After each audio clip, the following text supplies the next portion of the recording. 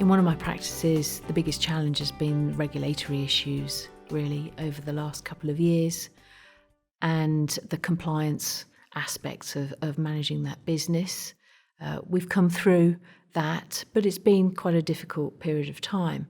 But remaining positive is always very important, and understanding that whilst the regulations and compliance might seem quite contradictory to offering high levels of service to our clients, nevertheless it's important. I've also found that sometimes that helps to develop stronger relationships with clients, because despite the regulatory and compliance challenges that we might have, it's about the relationship that we have with those clients that's the most important thing, and they are less concerned about the hoops that need to be jumped through regarding compliance than they are about maintaining an ongoing service from us.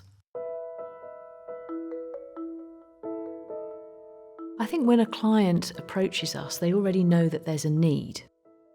So in some ways, you don't have to convince them that tax planning is a necessary thing to do. However, I think sometimes people come in and they know it needs to be talked about, but perhaps they don't really want to talk about it.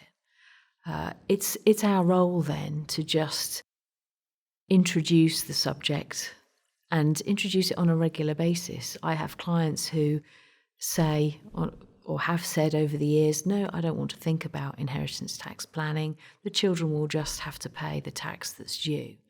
But again, when you go back to just doing the calculation and you show them actually they've worked really hard to accumulate an estate value of £3 million, I find that all of them want to do something. So I think just being concise, taking time, one doesn't have to rush at these things really, maintaining that relationship so they know that you're there, and when they're ready to do so, that they can come in and get good advice. Because we're looking after the more mature people, I feel it's extremely important to include their children, particularly when you're talking about estate planning.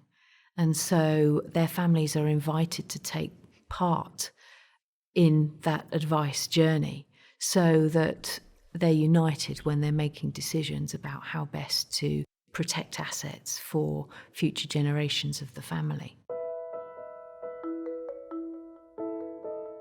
It's not just me, it's a team of people, and that is also crucial to the success of the business.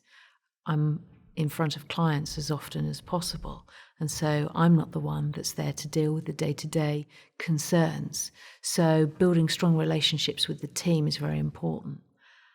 I mainly deal with clients in my office, so they come in to see me or come in to see the team.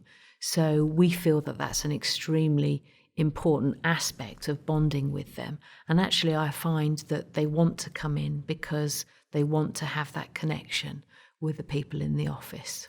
All of the team have a crucial part to play in the advisory process and building the relationship with our clients. If they are clients and they're coming in for the first time to the office, then not only will I involve my other advisor, he'll come down and join me during the meeting, say hello and contribute to the meeting, but I'll also invite them to come upstairs and actually see where everyone works and meet the rest of the team. And I find that they love to do that. I think it's really important to make sure that the team are on board and they understand exactly what's required of them when it comes to talking to clients. It's perhaps not very wise to leave things to chance. People don't always think in the same way. And obviously, as a business owner, I'm very protective of the brand and how we deliver advice and services to our clients. We've talked about lots of these things, from how we look, how we dress, how we speak to clients. Some of the conversations that I need my team to have with clients is scripted, so they've got something to refer to in order for them to get the important bits of information from our clients. So I think it's extremely important to make sure that we're all on the same page.